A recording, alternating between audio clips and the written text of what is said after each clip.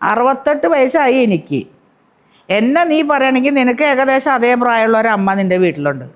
അപ്പം നിൻ്റെ അമ്മയും നിൻ്റെ ഭാര്യമാരൊക്കെ നീ ആ പറഞ്ഞ വാക്കിൽ കൂടെ ഉള്ള ആൾക്കാരാണ്. അതെയാ? അത് നീ ആദ്യം ഒന്ന് തിരുത്ത്. നിൻ്റെ വീട്ടിലുള്ള പെണ്ണുങ്ങളെയൊക്കെ നീ നിലയ്ക്ക് നിർത്ത്.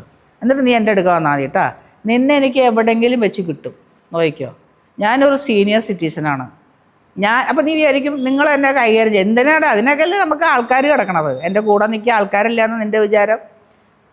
അതെയാ? നിന്നെ എന്തെങ്കിലും ഒരു വേദിയിലിട്ട് ഞാൻ പിടിക്കും. നീ വേദിയിൽ ഞാൻ കയറ്റില്ല നിന്നെ. അല്ലെങ്കിൽ ഞാൻ വേദിയിലേക്ക് കയറി വരും. നീ വേഷം കെട്ടി നിൽക്കി കേട്ടാ. എന്നെങ്കിലും നിന്നെ എൻ്റെ കയ്യിൽ കിട്ടും. പിന്നെ നിനക്കെതിരെ നിനക്കെതിരെ എന്നല്ല, എന്നെ പറയുന്ന കുറേ പേർക്കെതിരെ ഞാൻ സെറ്റാക്കി വെച്ചിട്ടുണ്ട്. ഞാൻ കുറേ വേണ്ടപ്പെട്ട വലിയ വലിയ ഉദ്യോഗസ്ഥന്മാരെ മക്കളെ പഠിപ്പിക്കുന്ന ഒരു ടീച്ചറാണ്. ഒരുത്തരി പുറകെ ഞാൻ ഇന്നു വരെ പോയിട്ടില്ല. പക്ഷേ ഇനി ഞാൻ പോകും.